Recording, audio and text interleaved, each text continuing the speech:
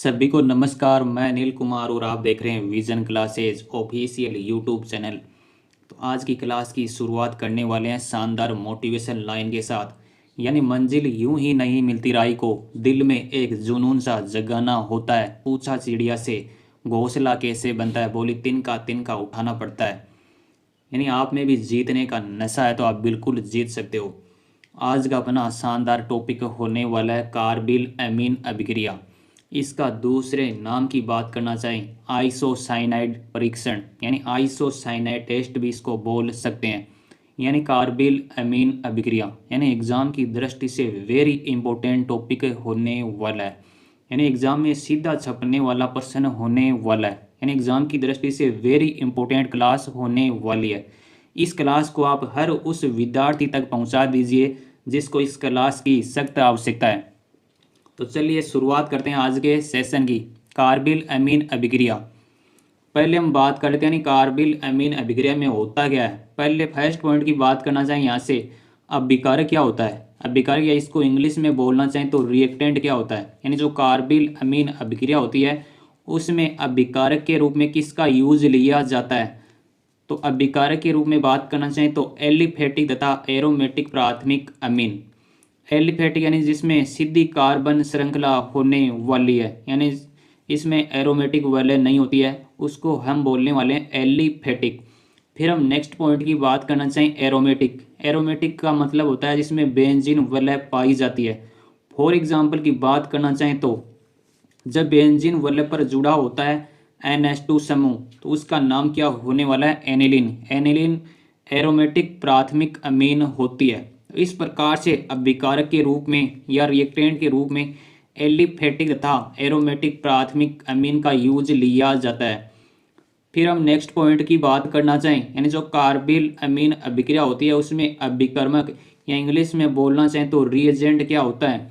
तो रिएजेंट के रूप में क्लोरोफॉर्म जिसका रासायनिक सूत्र होने वाला है CHCl3 तथा एथेनोलिक पोटेशियम हाइड्रोक्साइड, इसका नाम क्या होने वाला है, पोटेशियम हाइड्रोक्साइड। यानी अभिकर्मक के रूप में क्लोरोफॉर्म तथा एथेनोलिक पोटेशियम हाइड्रोक्साइड का यूज लिया जाता है। पोटेशियम हाइड्रोक्साइड यहाँ पर बेस की तरह क्षार की तरह व्यवहार करने वाला है।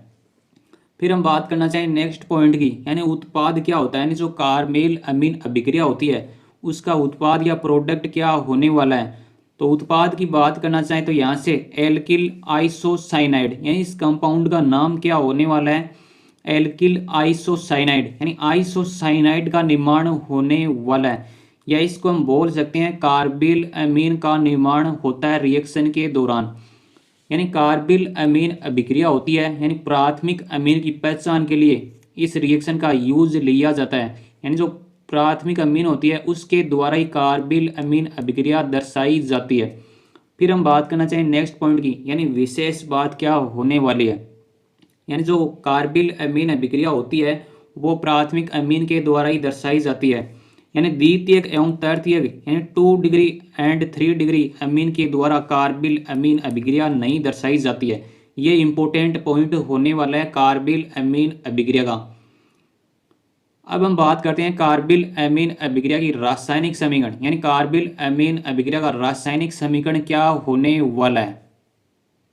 यानी कारबिल अमीन अभिक्रिया का रासायनिक समीकरण यानी एग्जाम की दृष्टि से वेरी इंपॉर्टेंट सेशन होने वाला है आज का। तो पहले हम बात कर लें रासायनिक समीकरण क्या होने वाला है कारबिल अमीन अभिक्रिया का। फर्स्ट हम बात करना चाहें तो RNH2 इस कंपाउंड का नाम क्या होने वाला है, एल्किल अमीन, या इसको हम बोल सकते हैं 1 डिग्री अमीन, या इसका दूसरा नाम हो सकता है प्राथमिक अमीन भी इसको हम बोल सकते हैं किसको, RNH2। यानी आपको एग्जाम में इस प्रकार से क्वेश्चन का आंसर लिखना होता है, यानी जिस भी कंपाउंड को लिखें उसका नाम भी लिखे नीचे।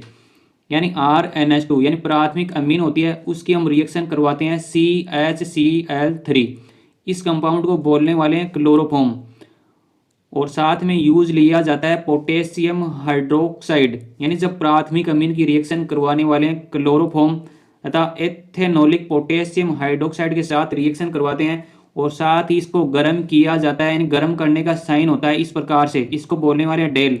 इन इस प्रकार का साइन दिया हुआ होता है रिएक्शन के एरो के ऊपर, तो हमें गर्म करना होता है। यानी जब प्राथमिक अमीन होती है उसकी रिएक्शन करवाने वाले हैं क्लोरोफॉर्म तथा पोटेशियम हाइड्रोक्साइड और साथ में गर्म किया जाता है तो उत्पाद के रूप में किसका निर्माण होने वाला है, यानी एल्किल आइसोसाइनाइड। एल्किल आइसोसाइनाइड या इसको बोल सकते हैं कार्बिल अमीन का निर्माण होता है, यानी RNC। इसका नाम क्या होने वाला है, एल्किल आइसोसाइनाइड, इसको बोल सकते हैं कार्बिल अमीन। फिर हम बात करना चाहें साथ में किसका निर्माण होने वाला है, तो 3 मोल बनने वाले हैं KCl। KCl का नाम क्या होने वाला है, पोटेशियम क्लोराइड। और साथ में 3 मोल बनते हैं जल के, यानी H2 के 3 मॉलिक्यूल बनने वाले हैं। तो इस प्रकार से रासायनिक समीकरण होने वाला है कार्बिल अमीन अभिक्रिया का।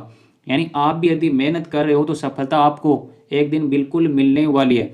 आपको पूछा जाए एग्जाम में कार्बिल अमीन अभिक्रिया का रासायनिक समीकरण लिखिए, तो ये समीकरण इस प्रकार से आपको एग्जाम में लिखना होता है। यानी इस प्रकार से चीज़ों को आप एक्सप्लेन करने वाले हैं या इस प्रकार से क्वेश्चन का आंसर लिखने वाले हैं तो आपको पूरे में से पूरे अंक प्राप्त होने वाले हैं। अब हम बात करने वाले हैं कार्बिल अमीन अभिक्रिया की थ्योरी की बात करना चाहें, यानी किस प्रकार से इंपॉर्टेंट पॉइंट होने वाले हैं कार्बिल अमीन अभिक्रिया से संबंधित।